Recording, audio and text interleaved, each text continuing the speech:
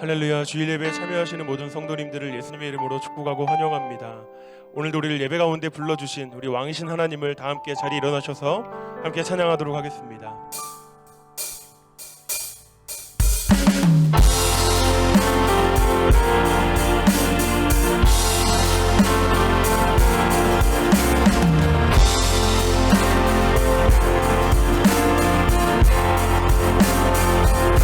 왕이신 하나님 높임을 받으소서. 찬양하리라. 영원히 높임을 받으신 그의 찬양하리라.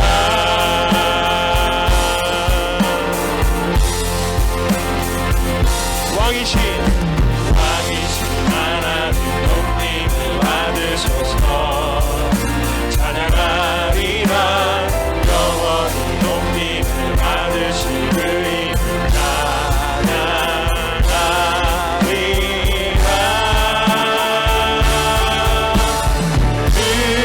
그리스도 진리로 다스리네. 기뻐하라. 온 땅이여 찬양하라.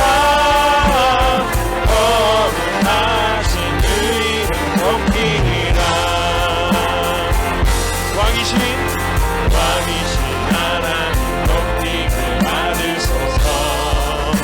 찬양하리라. 영원히 높임을 받으신 그의 찬양하리라.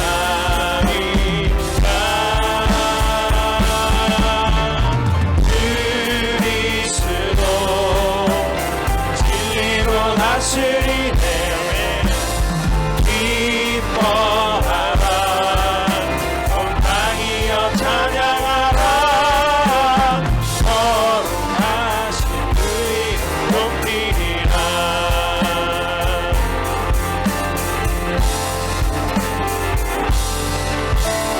왕이신 하나님 높임을 받으소서. 찬양하리라. 영원히 높임을 받으신 그의 찬양하리라.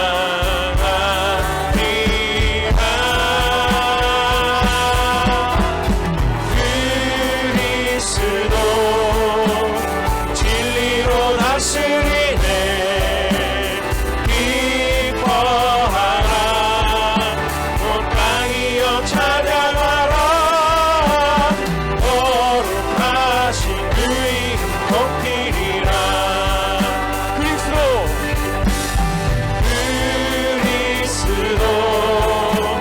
진리로 다스리네. 기뻐하라. 온 땅이여 찬양하라. 거룩하신 그 이름 높이 선포합시다. 그리스도 진리로 다스리네. 그리스도 진리로 다스리네. 기뻐하라. 온 땅이여 찬양하라. 거룩하신 그 이름 높이리라. 거룩하신 그 이름 높이리라. 다시 한번 거룩하신 그 이름. 거룩하신 그 이름 높이리라.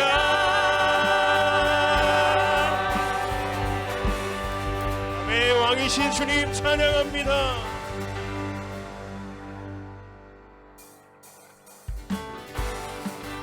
우리 계속해서 손뼉 치면서 우리 하늘에 계신 하나님 아버지 함께 높여 찬양하겠습니다.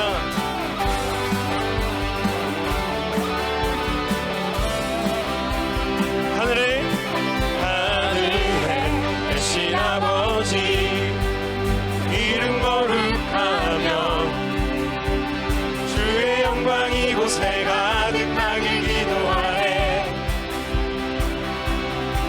하늘에 계신 아버지 주 이름 다 외치며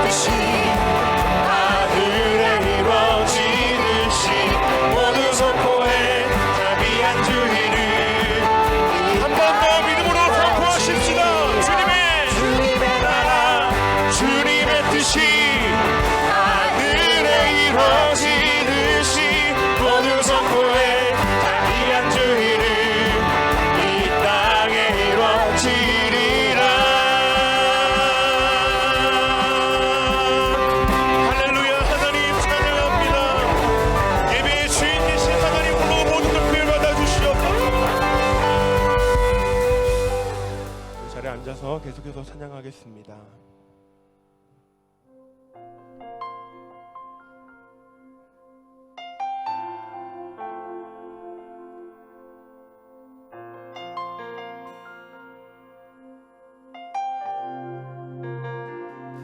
내 하나님 서신 발 앞에 무릎 꿇고 경배하리. 큰 권능과 영광이 가득한 내 아버지 계시고 오 하나님 그 빛난 얼굴 배우며 두 손 들고 나가리. 찬송과 존귀와 영광과 능력을 그 하늘 보좌 위에 주님께.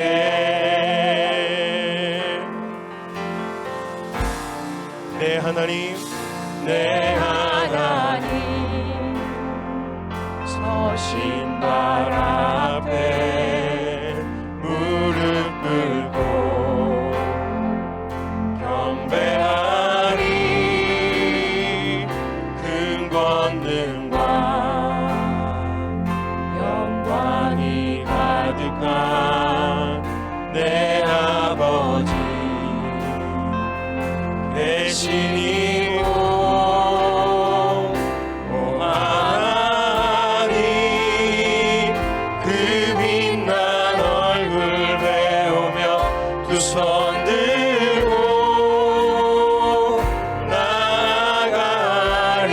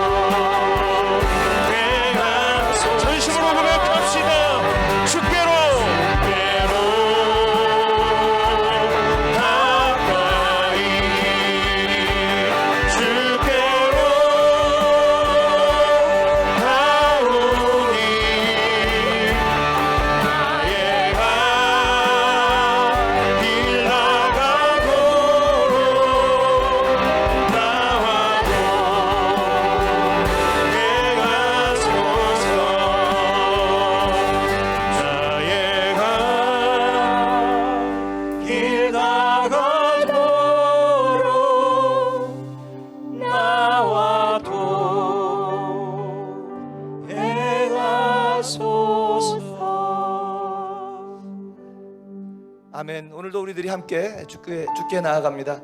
우리 오늘 함께 기도하실 제목은 우리가 최근에 큐티를 통해서 쭉 봤듯이 예수님께서는 구세주심을 말씀하시지만 당시에 가진 자, 배운 자였던 바리새인, 서기관, 사두개인 이런 사람들은 자기들이 가진 지식과 기득권을 가지고 오히려 예수님을 받아들이기보다는 자기들의 궤변으로 자기들의 것을 지키려고 했던 것들을 보게 됩니다.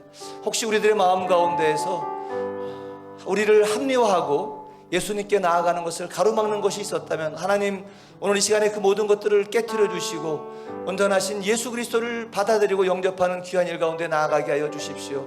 우리들의 심령을 다시 돌아보면서 주께 회개하면서 기도했으면 좋겠습니다.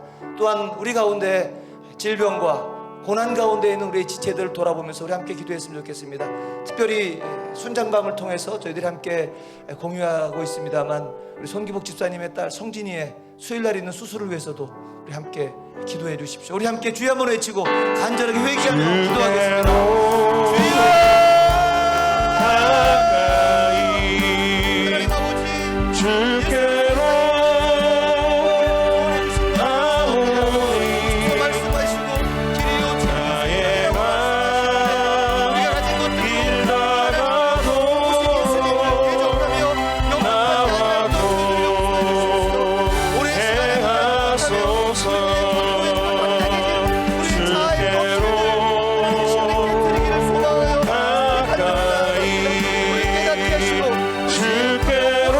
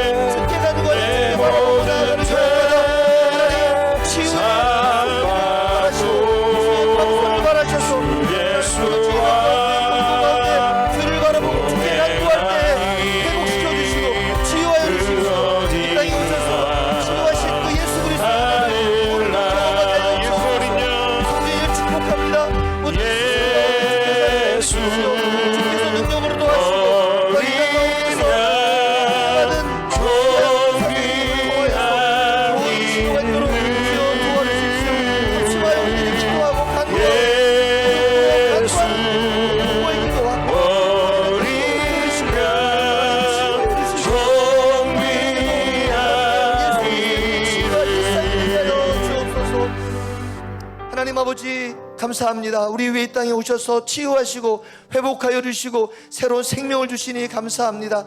우리들이 가진 기득권으로 그 예수님을 대항하는 모든 것들 내려놓고 주께로 나아갑니다.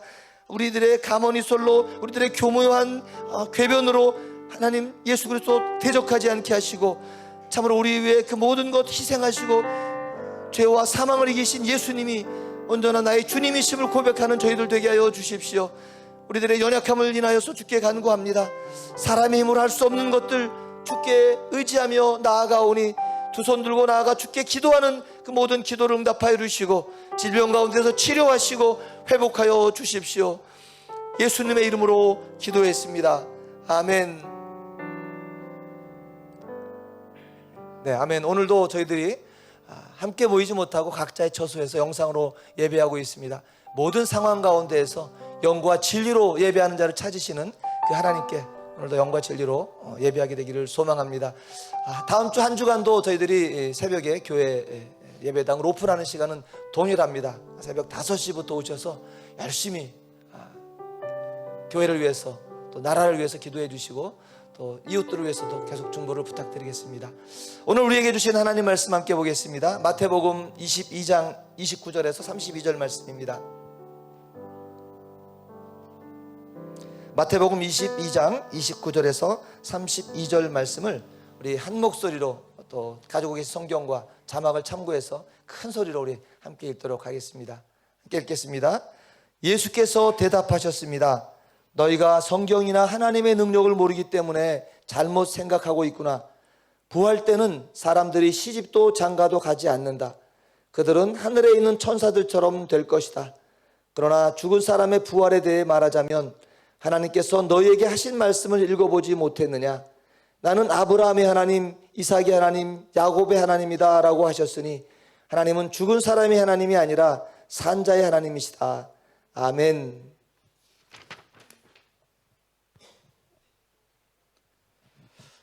할렐루야.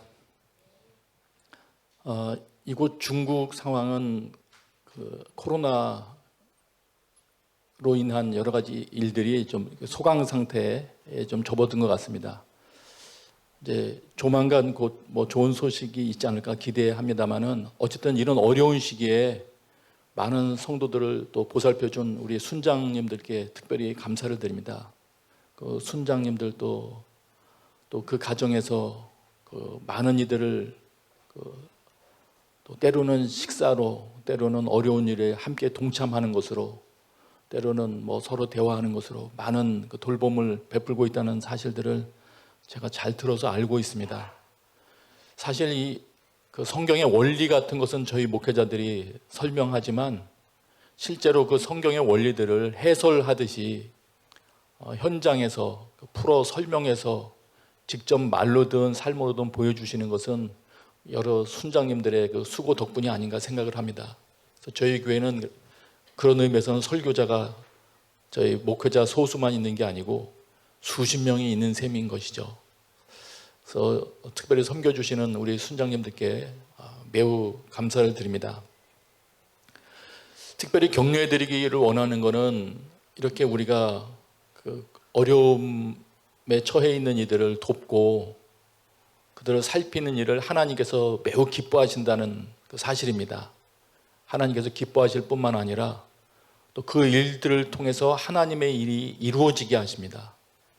그런 작은 말 한마디 또 돕는 것 하나를 통해서도 하나님의 일이 이루어지게 하시고 또 때로는 그렇게 보살피는 작은 손길이 10마디의 큰 소리로 하는 설교보다 더 강력한 힘으로 전달되기도 합니다. 이 어려운 시기 때 실질적인 목회를 담당해 주신 우리 순장님들께 감사드리고요. 앞으로 어떤 상황이 다가오든지 우리 성도 여러분들께서 서로를 돌아보는 이런 모든 일들을 통해서 능히 이겨내는 교회가 되었으면 좋겠습니다. 감사드립니다. 오늘 말씀입니다. 최근에 우리가 묵상했었던 그 마태복음 내용들을 보면 대제사장들과 백성의 장로들, 또 바리새파 사람들, 또 때로는 바리새파 사람들의 제자들과 헤롯 당원들, 그리고 사두개파 사람들, 그리고 율법 교사들, 이런 다양한 사람들이 등장해서 예수님을 체포하고 싶어 하거나 아니면 예수님을 곤경에 빠뜨리고자 합니다. 왜 이럴까요?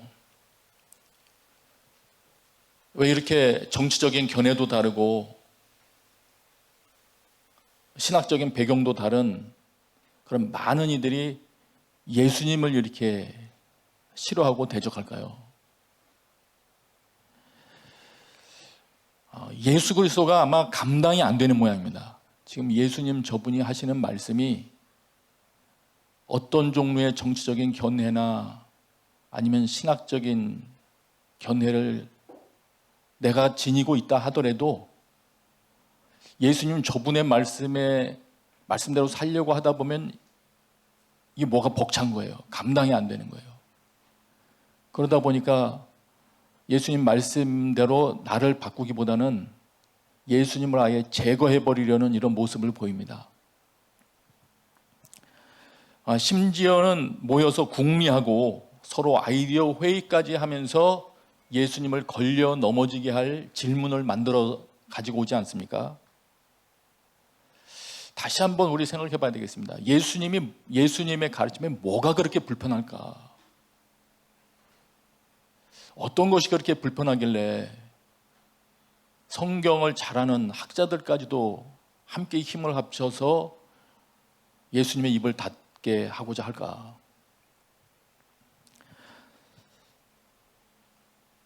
이런 장면들을 보면서 우리도 스스로도 돌아보고 싶은 마음이 생깁니다.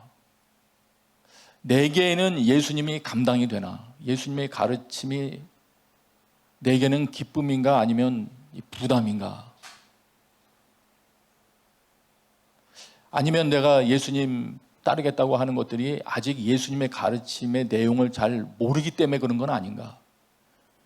예수님이 어떻게 살라고 말씀하시는지를 내가 바르게 알게 되면 나 또한 도망가 버릴 사람은 아닌가? 때로는 예수님의 가르침에 대한 적개심이 은연중에 마음속에 일어나서 예수님 그 현실을 모르시니까 그래요. 그러면서 다양한 종류의 이론과 논리들을 다 동원해서 예수님 말씀이 틀렸다는 것을 입증해 보고 싶어 하는 건 아닌가? 도대체 어떤 생각이 내 속에 도사리고 있는지 한번 살펴봐야 된다고 생각이 됩니다.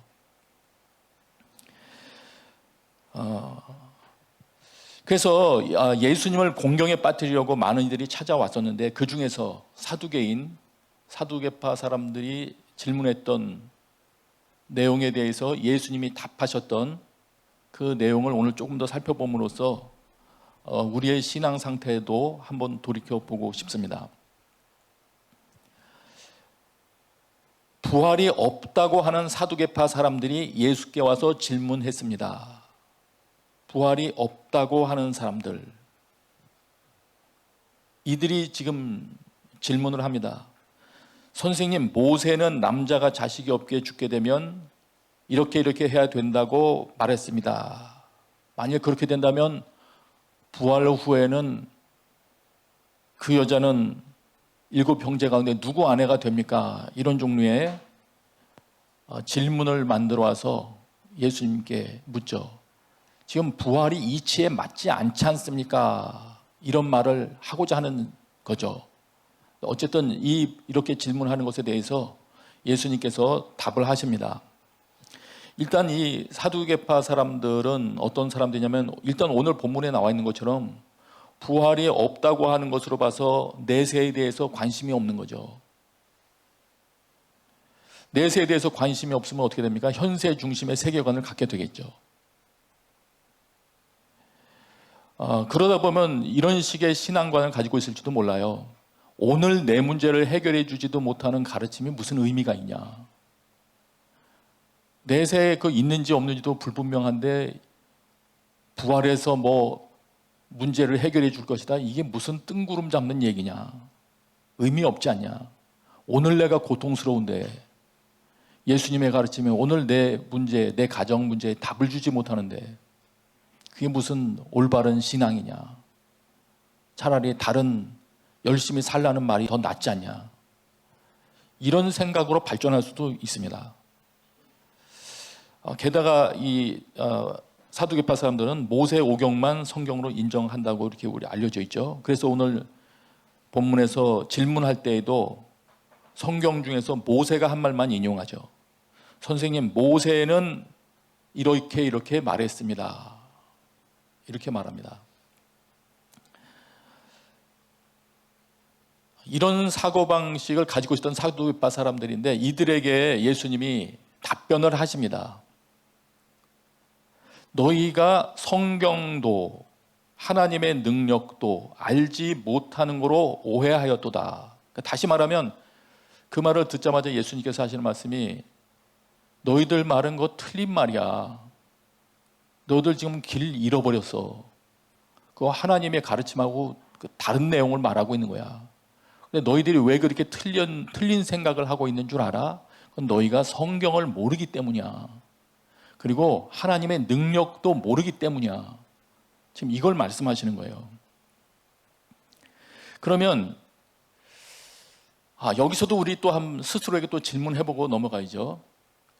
여러분은 성경을 아십니까? 성경이 뭐죠? 하나님의 능력에 대해서는 또 하실 말씀이 있으신가요? 하나님의 능력은 무언가?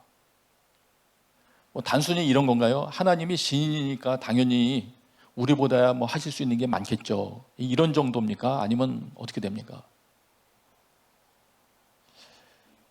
성경이 하나님의 말씀 맞습니까?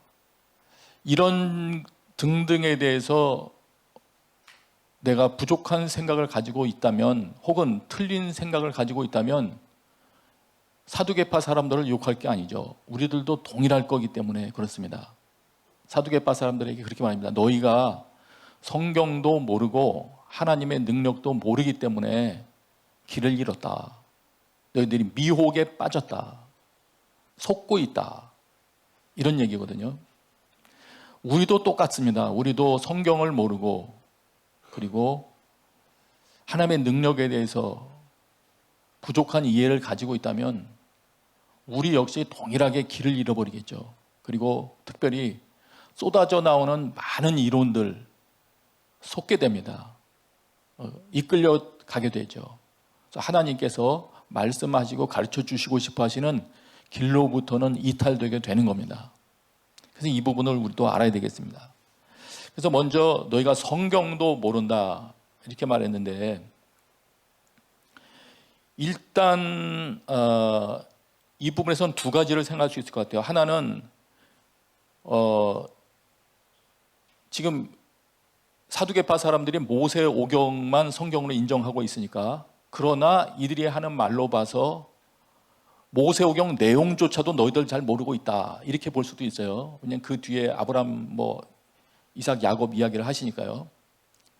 너희들 모세 오경이 하나님의 말씀이라고 하지만 너희들은 모세 오경도 잘 모르고 있는 거야. 이런 말씀일 수 있고요. 또 한 가지는 문맥상 이렇게 보는 것도 맞는 것 같습니다.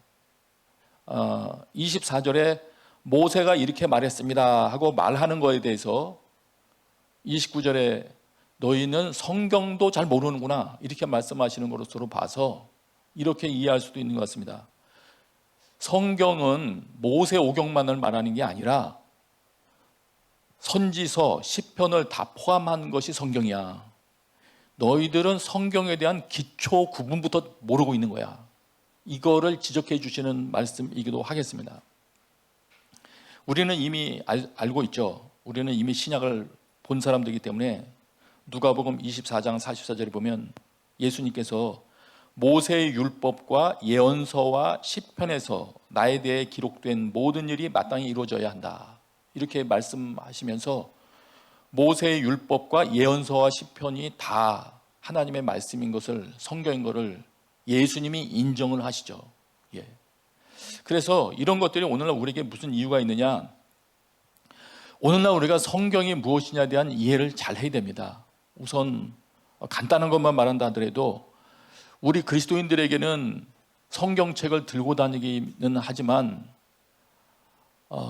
신약만을 너무 강조하는 분위기가 있었던 것 같아요. 마치 구약은 우리에게는 필요 없는 성경인 것처럼 요즘은 이제 이런 가르침이 많아졌기 때문에 동일하게 구약도 다 소중하게 여기는 경향이 된 것 같습니다만은 제가 처음에 신앙생활 때 경험을 보면 거의 그런 사고방식이 많았습니다. 우리는 예수님 믿은 다음에 신약의 기준대로 믿음으로 살고 구원받는 사람들이기 때문에 구약의 말씀들은 그런 율법은 필요 없어. 거의 이런 식의 어떤 사고방식. 그러다 보니까 성경을 읽다가도 좀 받아들이기 어려운 부분 나오면 이게 구약의 말씀인가 신약의 말씀인가 이걸 봐서 구약의 말씀이면 이거 구약이잖아 하고 넘어갔던 그런 시절들이 있었습니다. 이런 식의 이해를 갖고 있다면 그것도 잘못된 겁니다. 그러면 우리 신앙을 온전하게 해줄 리가 없습니다.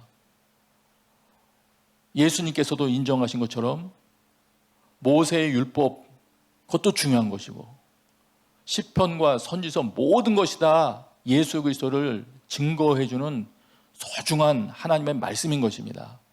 그래서 우리가 내가 가지고 있는 신앙관 중에서 나는 성경을 어떻게 생각하고 있고 어떤 것을 소중히 여기고 있는지를 점검을 해봐야 됩니다. 성경 한 권이 다 소중합니다. 그 다음에 또 이런 분위기도 있죠. 이제 이렇게 하다 보니까 역으로 구약의 모세오경이 참 소중하다. 그래서 토라를 준행해야 된다. 이런 것에 강조점을 두는 가르침들이 또 많이 생겨나다 보니까 또 그런 대로 그렇게 하다 보면은 간혹 모세오경 쪽에 모든 관심을 기울이고 도리어 나머지 부분들은 심지어는 신약마저도 부수적인 것처럼 여겨지는 경향이 생기기도 합니다. 그것도 안 됩니다. 예. 지금도 유대교는 아예 신약을 인정 안 하죠. 이것도 옳지 않은 것입니다. 예수님과 그리고 사도들, 교회가 인정했던 그 모든 성경에 대한 그런 균형 잡힌 그 이해가 우리에게 있어야 됩니다. 또 한 가지, 이런 사람들은 지금 이 방송을 시청하는 분 중에는 뭐 없으리라 생각합니다만은 간혹 이런 분들이 계시더라고요. 성경을 그냥 논어맹자 뭐 이렇게 중용, 심지어는 주역, 심지어는 삼국지 같은 어떤 무슨 고전 중에 어떤 하나로 그런 식으로 취급하는 그런 사람들이 있더라고요. 고전의 유명한 글들 중에 하나, 이런 식의 이해를 갖고 있는 사람들. 이런 사람들의 특징 중에 하나가 성경 내용을 인용하면서 무엇을 입증하기를 조금 부끄러워하면서도 고전 중에서 어떤 사람이 말한 내용을 가지고 어떤 사상을 입증하는 것에 대해서는 자부심을 느낍니다. 이것도 잘못된 것입니다. 성경을 최종 권위를 가지고 있는 살아계신 하나님의 엄청난 무게를 지닌 말씀으로 인정하고 있지 않을 가능성이 많습니다. 전에도 말씀드렸지만 신학교 내에도 이런 사람들이 있습니다. 논문을 쓸 때 이 내용이 성경에 있는 것이다 하고 성경 내용을 풋노트로 달아서 입증할 때 부끄러움을 느끼는 경우가 있습니다. 유명한 신학자들의 글을 인용할 때에는 자부심을 느끼고, 신학교 내에서도 어떤 동서양의 고전을 인용할 때는 은연중에 자부심을 느끼는 그런 경향도 있습니다. 그렇지 않습니다, 여러분. 우리를 살리기 위해서, 우리를 살리려는 목적을 가지고 기록된 책은 성경뿐이기 때문에, 성경이기 때문에 우리의 눈이 또 우리의 이해가 성경에 대해서는 하나님께서 말씀하시는 그 말씀이라는 내용을 인정하며 또 집중해야지 맞는 것입니다. 성경도 다시 계속 이어서 설명하겠습니다. 예수께서 대답하여 이르시되 너희가 성경도 그 다음에 이제 말씀하시죠. 그 다음에 성경에 대한 건 지금 제가 설명드렸고요. 하나님의 능력도 알지 못하는 거로 오해하였도다. 그러면 하나님의 능력은 또 뭐냐? 하나님의 능력. 그러면서 이 하나님의 능력을 설명하시면서 31절에 부활 얘기로 갑자기 또 얘기를 연결하시거든요. 그러나 죽은 사람의 부활에 대해 말하자면 하면서 부활과도 연결을 시키셨어요. 하나님의 능력하고 부활은 또 무슨 상관이길래 주님이 이렇게 설명하시나. 성경을 계속 읽어보다 보면 하나님께서 능력을 행하셔서 이루시는 일들이 매우 많습니다. 다양한 일들이 있죠. 그런데 그런 내용들을 종합하다 보면 하나님의 능력은 이런 식으로 그 초점에 맞춰져 있습니다. 사람을 살리시는 능력입니다. 자신을 과시하시기 위한 능력이 아니라 사람을 살리시기 위한 능력입니다. 그래서 그 대표적인 것이 출애굽시키시는 능력이고, 능력이 있어야 출애굽을 시키지 않습니까? 노예살이 포로되어 있는 자를 해방시킬 수 있지 않습니까? 그리고 시편 23편에 나오는 것처럼 푸른 초장으로 쉴 만한 곳으로 인도하실 수 있는 힘, 쉴 만한 곳으로 인도하는 것도 힘이 없으면 안 됩니다. 능력이 없으면 그런 곳으로 인도할 수가 없습니다. 그래서 이런 살리시는 능력이고, 하나님의 능력은 이 복음서에는 그런 부분들이 사람을 치유하시는, 그리고 귀신을 내쫓는 그런 능력으로 많이 실제적으로 등장이 되어 있습니다. 그런데 이 내용을 하나님께서 능력을 베푸신 예를 쭉 읽어나가다 볼 때 가장 명확히 드러난 부분이라면, 이 능력이 정말 세상에 누구도 따라올 수 없는 능력으로 드러난 사건이라면 역시 그것은 부활입니다. 부활 사건. 그래서 예수님께서 아마 부활 사건을 함께 언급하신 것 같습니다. 부활이 뭡니까? 이건 창조의 능력과도 같습니다. 재창조하시듯이 창조의 능력과도 같고, 죽음 현상을 이기는 거 아니겠습니까? 죽음이 뭡니까? 완전히 소망을 종료시켜버리잖아요. 부모님이 아프시더라도 살아계실 때와 어느 날 우리 부모님 살려달라고 간절히 기도하는데 눈앞에서 부모님이 돌아가시는 것을 경험할 때는, 어떤 때는 소망이 끊어지는 것 같은 충격을 받을 때도 있죠. 기도할 힘도 잃어버리죠. 왜냐하면 이미 기도할 대상이 사라졌으니까. 죽음 현상은 그와 같은 소망의 단절 현상을 낳습니다. 근데 부활은 뭡니까?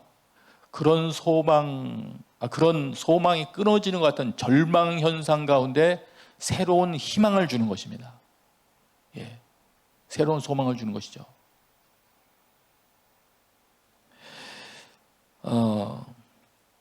그래서 신약에서 우리 믿음의 선배들도 이 부활의 능력을 이야기합니다.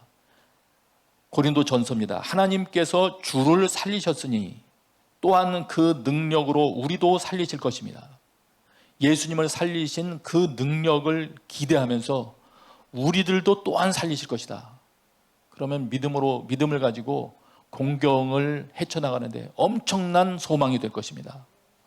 우리가 죽어도 살리신다는 거니까. 고린도 후서에는 또 이렇게 기록했습니다. 그분은 약하셔서 십자가에 못 박혀 죽으셨지만 하나님의 능력으로 살아계십니다. 예수님 지금 부활하 계시다. 하나님의 능력으로 살아계시다.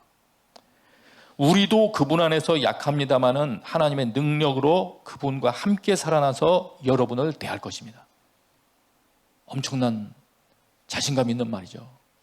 죽음을 불사하지 않을 수 있는 힘이 여기서 나오는 것 아니겠습니까? 그래서 이 하나님의 능력을 이야기할 때에는 살리시는 능력, 특별히 부활의 능력을 그 핵심에 포함하고 있다는 걸 우리 알아야 됩니다. 그게 내 안에 믿음이 되어야 되는 것이죠. 하나님은 능력이 있으신 분이시다. 살리실 수 있는 분이시다. 재창조의 능력이 있으신 분이시다. 나를 새 피조물 만드실 수 있으시다. 그분은. 내가 아무리 과거가 재생시킬 수 없을 만큼 더러워져 있다 할지라도 하나님은 나를 고쳐 쓰시는 분이 아니시고 나를 아예 새롭게 옛 나는 처리해 버리시고 새롭게 재창조하실 수 있는 분이시다. 여기에 대한 믿음이 우리의 새로운 믿음이 되는 것입니다. 자, 그런데 이 부활을 언급하실 때 우리가 질문이 좀 생기는 구절이 하나 있습니다. 그건 이것입니다. 31절, 30절 제가 이어서 읽겠습니다. 그러나 죽은 사람의 부활에 대해 말하자면 하나님께서 너희에게 하신 말씀을 읽어보지 못했느냐? 나는 아브라함의 하나님, 이삭의 하나님, 야곱의 하나님이다 라고 하셨으니 하나님은 죽은 사람의 하나님이 아니라 산 사람의 하나님이시다. 여기 갑자기 아브라함, 이삭, 야곱이 왜 등장할까요? 물론 여러 가지 언어상 시제 등등을 따질 때 하나님께서 이 아브라함, 이삭, 야곱을 현재 살아있는 사람 취급하고 있다는 걸 우리가 이해할 수도 있습니다. 그러나 이 구체적으로 또 어떤 의미를 담고 있길래 그럴까? 나보고는 도대체 어떻게 하라는 걸 말하는 것일까? 이걸 살펴본다면 지금부터 제가 설명드릴 내용이 좀 연관성이 있는 것 같습니다. 지금 이 아브라함의 하나님, 이삭의 하나님, 야곱의 하나님이다 이렇게 자신을 하나님께서 설명하신 이 내용이 출애굽기 3장 6절에 나오는 말인데요. 출애굽기 3장 6절에 이 말씀을 하시기 전에 그 앞부분의 내용이 이런 내용입니다. 이스라엘 백성들이 고통을 당하고 있습니다. 그러니까 하나님께서 그 이스라엘 민족의 신음소리를 들으시고 그 다음에 성경에 이렇게 되어 있습니다. 아브라함과 이삭과 야곱과 맺은 언약을 기억하셨습니다. 하나님께서 이스라엘 백성들이 고통하는 그 신음소리를 들으시고 과거에 아브라함과 이삭과 야곱과 맺으셨던 언약을 기억하신 다음에 그 언약을 기억하시고 이루시려는 방편으로 모세를 부르신 겁니다. 조금 전에 읽었던 구절이 출애굽기 2장 후반에 나오는 말이고요. 출애굽기 3장으로 넘어가면서 모세를 부르십니다. 여러분이 잘 아는 것처럼 떨기나무 가운데서 부르시죠. 그래서 모세가 자세히 보려고 나왔을 때 그때 설명하신 말입니다. 그때 모세야 모세야 모세가 제가 여기 있습니다 하고 나아갔을 때 그때 네 발에서 신을 벗어라 말씀하시면서 나는 누구냐 하고 하나님이 자신을 설명하신 거예요. 나는 네 조상의 하나님 곧 아브라함의 하나님, 이삭의 하나님, 야곱의 하나님이다. 이렇게 본인을 설명했습니다. 그러면 언약을 기억하시고 이들을 설명하셨다. 자신을 이렇게 설명하셨다. 우선 좀 더 설명 이어갈게요. 모세 입장에서는 그랬을 겁니다. 여러분 가족 입장을 기억해도 될 거예요. 갑자기 하나님께서 여러분의 할아버지 이름 부르고 아버지 이름 부르고 아는 분 이름 부르면서 나는 누구누구의 하나님이다 하면서 나타나신다면 혹시 그런 생각 들지 않으십니까? 가만히 있자. 우리 할아버지가 지금 돌아가셨는데 그때도 살아계셔서 할아버지를 대응하고 계셨고 아버지 때도 하나님은 살아계셔서 관계 갖고 계셨고 지금 나 때에도 살아있어서 동행하고 계시고 내가 이 땅에서 생명을 다할 때에도 주님은 계속 계시겠구나. 다시 설명드릴게요.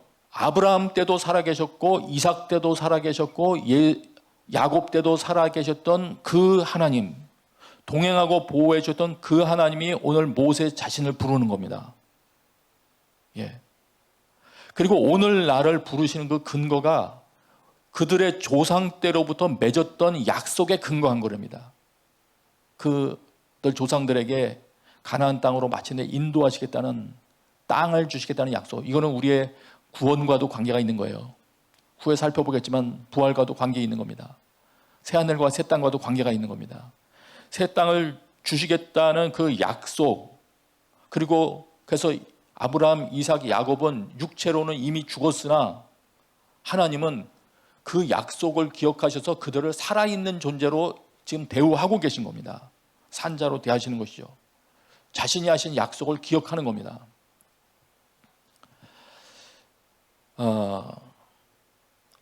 이 언약과 관련해서 조금 더 보겠어요. 아브라함, 이삭, 야곱의 공통점이 이 언약인데 이 언약 내용은 레위기 26장에도 나옵니다. 이미 레위기 26장에 보면은 언약에 순종하면 복을 받고 언약에 불순종하면 너희들 처벌받는다. 그러나 벌 받다가도 회개하고 돌이키면 다시 회복시킬 길이 있다. 이걸 설명해 주시면서 이렇게 말씀하시거든요. 나도 그들에게 대항하여 내가 그들의 원수들의 땅으로 끌어갔음을 깨닫고 그 할례받지 아니한 그들의 마음이 낮아져서 그들의 죄악의 형벌을 기쁘게 받으면 본인들이 잘못한 그런 내용에 대해서 하나님이 징계하신다는 걸 깨닫고 겸손하게 그걸 잘 받으면 레위기 26장 42절이에요. 내가 야곱과 맺은 내 언약과 이삭과 맺은 내 언약을 기억하며 아브라함과 맺은 내 언약을 기억하고 그 땅을 기억하리라. 다 나옵니다. 아브라함과 이삭, 야곱의 공통점은 뭐냐면 하나님과 언약을 맺었다는 거예요. 언약. 예. 이들은 하나님과 언약을 맺은 이들이다. 그러면 하나님과 언약을 맺은 이들을 신약에서 히브리서는 뭐라고 이들을 평가했느냐? 이렇게 설명합니다. 핵심만 이렇게 설명한다면 그 아브라함 얘기를 하시면서 믿음으로 그는 약속의 땅에서 다른 나라에 사는 이방 사람처럼 잠시 머물렀는데 그는 동일한 약속을 함께 받은 이삭과 야곱과 더불어 장막에 거했습니다. 그러면서 이런 삶의 스타일들을 쭉 이야기하면서 히브리서 11장 13절에 가면 이렇게 나와요. 이 모든 사람들은 이 하나님과 언약을 맺은 사람들이에요. 이 모든 믿음의 선배들은 믿음을 따라, 이건 언약을 따라 사는 거죠. 믿음을 따라 살다가 죽었습니다. 그들은 약속하신 것을 받지 못했지만, 그렇다고 해서 이 사람들이 약속한 걸 현실에서 누렸느냐? 그렇지 않다는 거예요. 그러나 그것을 받지 못했지만 그것들을 멀리서 보고 환영했으며 세상에서는 외국 사람이며 나그네의 힘을 고백했습니다. 언약 가운데 있었던 사람들의 삶은 어떠냐? 본인들의 이 땅에서의 생명이 다한다 할지라도 약속을 붙들고 살아계신 하나님을 믿으며 살아가는 겁니다. 이렇게 살아갈 수 있다는 것은 자신들의 생명 이후에도 하나님이 약속한 걸 이루실 수 있다는 믿음이 있기 때문인 것이죠. 다시 설명하면 이렇게 됩니다. 아브라함, 이삭, 야곱을 언급하시면서 산자의 하나님, 이 이야기를 예수님이 언급하신 이유는 그들을 산자로 취급하시는 건데, 그러면 그들이 어떤 삶의 특징을 가졌길래 산자로 취급하시느냐? 그들은 이런 삶의 특징을 가졌습니다. 나의 육신의 생명이 끊어져도 나는 하나님의 약속을 붙들고 산다. 이런 믿음의 특징을 가지고 있다는 거예요. 그럼 우리가 배워야 할 것도 나오는 거죠. 그렇구나. 이들처럼 이렇게 하나님의 약속을 붙들면 이런 믿음이 나오는구나. 이런 믿음의 삶이 나오는구나. 그렇기 때문에 우리 믿음이 연약해지고 때로 위축되는 것은 하나님의 언약을 강하게 믿는 믿음, 하나님의 능력을 이해하고 붙드는 믿음이 결여되어 있기 때문인 거예요. 좀 더 설명해 드릴게요. 그래서 이런 믿음을 가지고 살면 어떤 그 믿음의 행동을 보이게 되느냐? 사도행전에 보면 이렇게 됩니다. 베드로가 막 설명할 때 나오던 이야기예요. 아브라함과 이삭과 야곱의 하나님, 여기서도 또 이 하나님이 나오죠. 이거 머릿속에 기억하고 있는 거예요. 아브라함과 이삭과 야곱의 하나님, 곧 우리 조상의 하나님께서 그분의 종 예수를 영화롭게 하셨습니다. 이게 무슨 말입니까? 베드로가 이야기하고 있는 겁니다. 너희들이 몰라서 십자가에 내어 죽게 한 예수님, 이분이 성경에서 약속한 메시아 그분 맞아. 그래서 하나님께서 너희들이 하나님이라고 부르고 있는 아브라함과 이삭과 야곱의 하나님 그분께서 예수님을 다시 살리셨어. 여기 영화롭게 한다는 말은 부활시키셨다는 말이거든요. 영화롭게 하셨어. 그리고 쭉 내려가다가 그렇게 말합니다. 그러므로 여러분은 회개하고 돌아오십시오. 그러면 여러분의 죄 씻음을 받으십시오. 그래서 여러분의 죄 씻음을 받으십시오 하면서 그러면 주 앞에서 새로워지는 때가 올 것이요 주께서 여러분을 위해 미리 정하신, 이거 약속하신 것이죠. 그리스도 예수를 다시 보내실 것입니다. 재림이죠. 거룩한 예언자들의 입을 통해 말씀하신 대로 만물을 회복하실 때까지 예수님은 마땅히 하늘에 계셔야 될 겁니다. 이거는 만물을 회복시키는 이후의 일이죠. 이거 예수님 재림 이후에 이루어질 일이죠. 그렇기 때문에 이런 믿음을 가지고 언약을 기억하고 하나님께서 땅을 회복하실 거라는 이 언약을 붙들고 그렇게 이루실 하나님의 능력을 붙들고 사는 사람들은 이런 믿음을 가지게 됩니다. 부활, 재림 이후에 회복까지 온전한 믿음을 갖게 되는 겁니다. 사두개인들의 믿음과는 다른 것이죠. 그렇기 때문에 사두개인들의 믿음은 분명히 결여된 믿음이 맞는 겁니다. 그 이유가 뭡니까? 모세 오경만 붙들고 있었을 뿐만 아니라 모세오경만 붙들고 있었으니까 부활을 언급하는 다니엘서 기록 또 다른 시편의 기록들을 인정하지 않았겠죠. 뿐만 아니라 모세오경에 나오는 내용조차도 이해를 잘 못했기 때문에 그들은 이러한 믿음을 가질 수 없었던 겁니다. 이제 정리하겠습니다. 하나님의 언약을 중요시하며 하나님의 능력을 중요시 여기는 신자의 삶은 하나님께도 중요합니다. 그런 이들을 산자 취급하십니다. 살아있는 자 취급하십니다. 그들의 믿음은 소중합니다. 그럼에도 불구하고 성경도 잘 모르고 하나님도 잘 모르면 아브라함과 이삭과 야곱의 하나님이라고 설명된 이 하나님에 대한 이해를 우리가 잘 못하게 되는 겁니다. 이 하나님을 믿으면서 믿음으로 지켜나갔던 우리 믿음의 선배들의 삶이 이해가 잘 안 되는 겁니다. 부활을 통해서 마침내 하나님께서는 하셨던 약속을 100% 다 이루실 것이다. 여기에 대한 믿음도 흐려질 것이기 때문에 오늘에 쏟아붓게 되죠. 오늘을 우습게 생각한다. 오늘을 주목하는 것이 나쁘다는 얘기가 아니에요. 그러나 부활과 앞으로 이루실 하나님의 나라가 있다는 것을 바라보기 때문에 오늘을 성실하게 대하는 그 오늘을 대하는 태도와 부활일과 미래가 없다는 것이 전제되기 때문에 오늘에 주목하는 것하고는 다른 겁니다. 오늘을 대하는 태도가 이건 다른 결과를 낳게 되는 겁니다.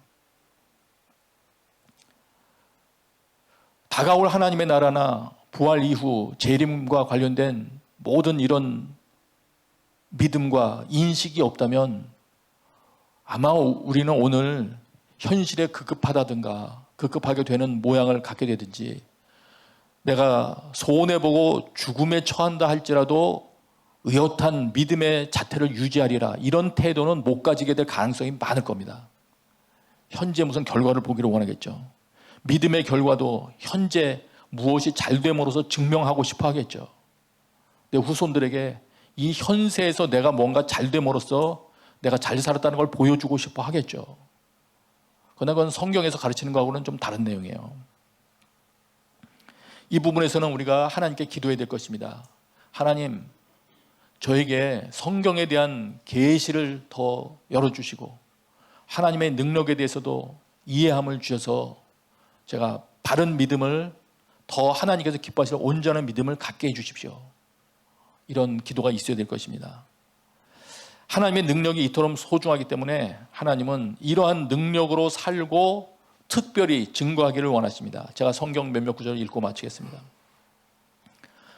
성령께서 너희에게 오시면 너희가 권능을 받고 내 증인이 될 거다. 성령께서 오시면 능력을 받고 이거죠. 권능을 받고.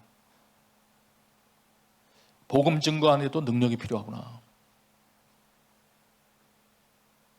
하나님의 능력을 구해야 됩니다. 복음을 나는 부끄러워하지 않습니다. 복음은 모든 믿는 사람들에게 구원을 주시는 하나님의 능력이기 때문입니다. 근데 복음의 능력이 들어있구나.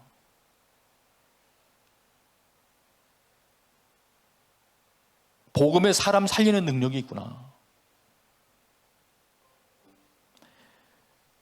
십자가의 말씀이 멸망당하는 사람들에게는 어리석은 것이나 구원받는 우리에게는 하나님의 능력입니다. 십자가의 말씀이 능력이구나. 우리가 예상치 못했던 부분에 하나님의 능력이 담겨 있다는 걸 우리는 봅니다. 그래서 사도 바울께서 말하죠. 나는 그리스도와 그분의 부활의 능력을 알고 그분의 죽으심을 본받아 그분의 고난에 동참하는 것이 무엇인지 알기 위해 그걸 알고 싶어 한대요. 이 능력이 도대체 뭘 말하는지. 어떻게 해서든지 죽은 사람들 가운데서 살아나는 부활에 이르고자 합니다.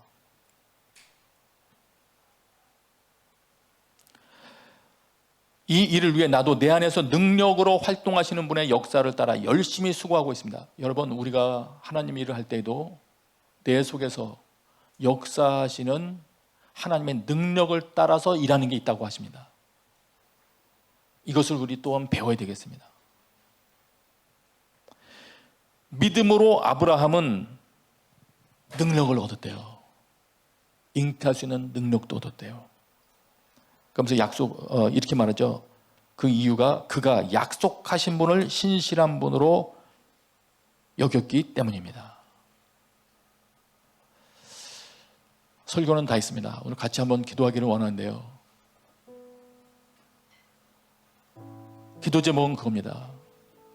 하나님, 내가 성경을 무엇으로 여기고 있는지 주님, 제가 품고 있는 오해나 착각이 있으면 가르쳐 주십시오. 성경을 하나님 말씀으로 대할 수 있는 은혜 주시고, 나를 부활시키시고 다시 살릴 수 있는 하나님의 능력을 또한 인정하고 그 능력으로 살기를 소망하는 그 기도가 내 삶에 있게 해주십시오. 같이 기도하겠습니다. 나를 믿네. 하나님 아버지, 주의 능력으로 내 삶 새롭게 되리. 내 세상에 살면서 세상 것보다 하나님 말씀을 인용하며 내 삶을 증명하기 위하여서 말씀을 인용하고 활용하는 것이 아니라 살아계신 하나님의 말씀이시니 우리 삶 가운데서 최종적인 권위를 가지시고 우리에게 말씀하시고 그 말씀 이루어가시는 것을 기억하며 그 말씀을 말씀으로 받아들여 우리에게 주신 말씀을 통하여서 이루어가시고 실현해 가시는 하나님의 나라가 있음을 기억하게 하여 주십시오. 하나님, 그 말씀으로 말미암는 나를 경험하게 하여 주십시오.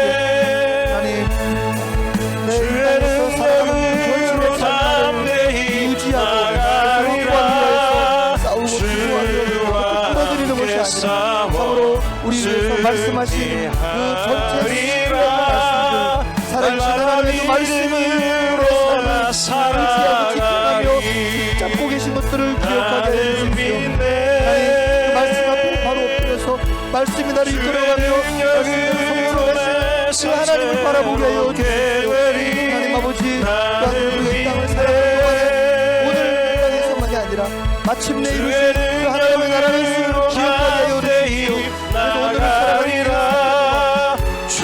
그래서 오늘을 살아가는 소망하며 또한 우리에게 하셨던 언약의 말씀을 기억하시고 이루시고 성취해 가시는 하나님의 말씀을 기억하게 하여 주십시오. 하나님, 그래서 모든 것들 가운데 오늘을 살아가는 나의 삶의 자세와 태도가 참으로 앞으로 이루시는 하나님의 나라를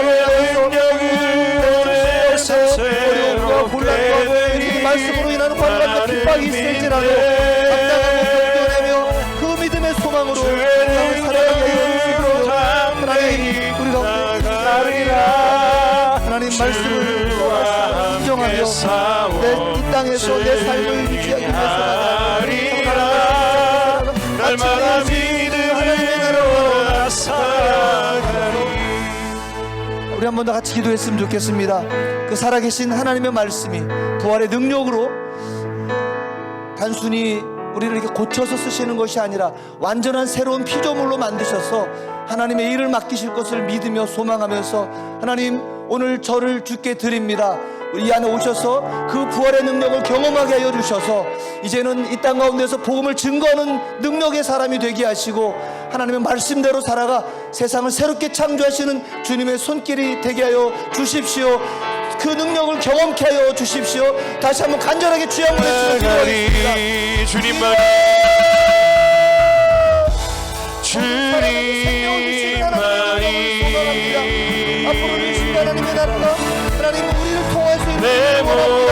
새롭게 창조하시고 새로운 필종으로 만드셔서 우리를 통하여서 땅 가운데 그 부활의 능력으로 하나님의 복음을 증거하는 하나님의 능력의 주님이 되게 하여 주십시오. 하나님, 이 땅 가운데서 살아가며 내 앞에 현실 가운데 한 분의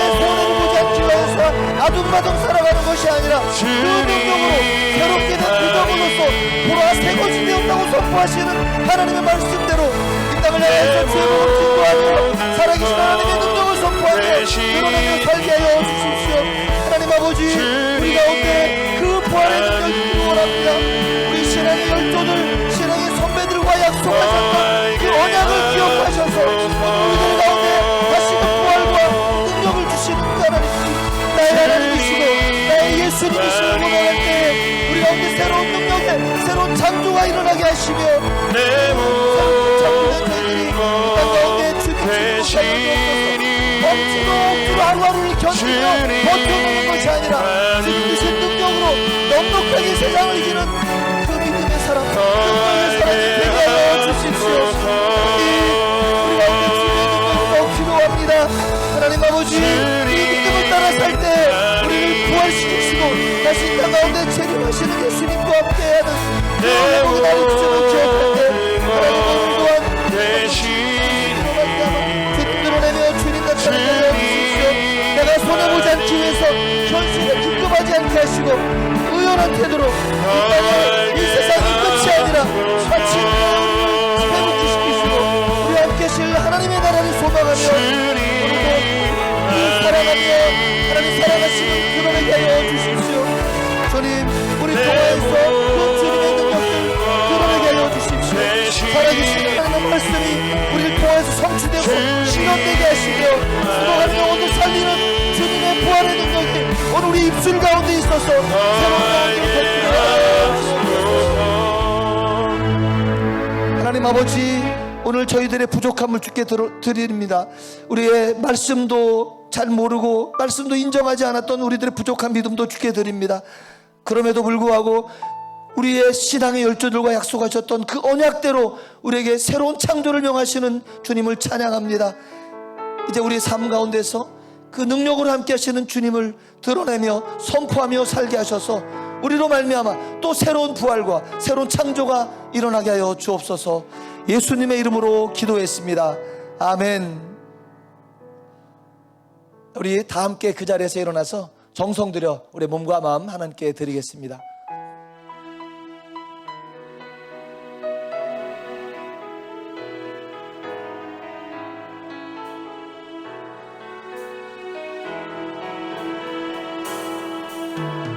선한 능력으로 안으시네 그 크신 팔로 날 붙드시네 절망 속에도 흔들리지 않고 사랑하는 주 얼굴 보하니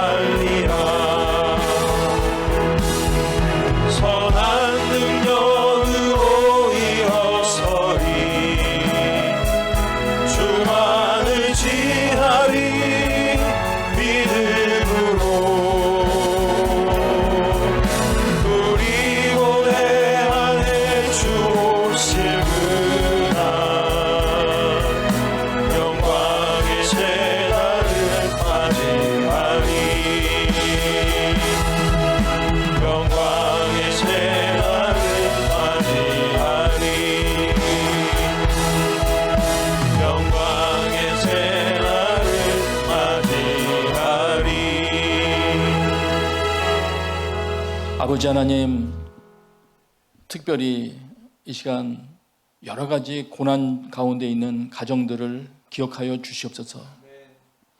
하나님 앞에 치유를 위하여, 또한 사랑하는 자녀들의 삶의 문제를 놓고 눈물 흘리는 모든 부모들의 기도를 들어주시고 그 삶 가운데 하나님의 능력으로 함께하여 소망을 허락하여 주시옵소서.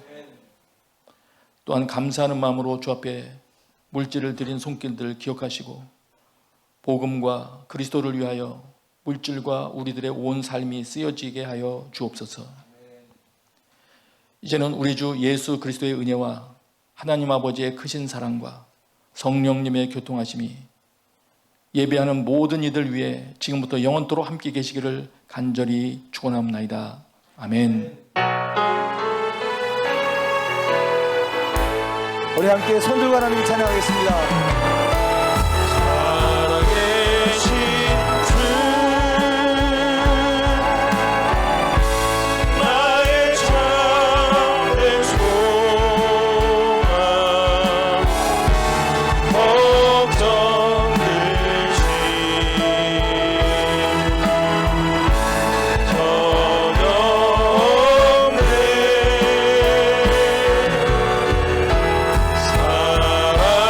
사랑의 주내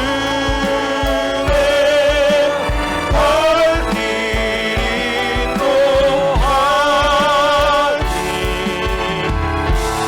내 모든 삶의 기쁨 늘 충만하네.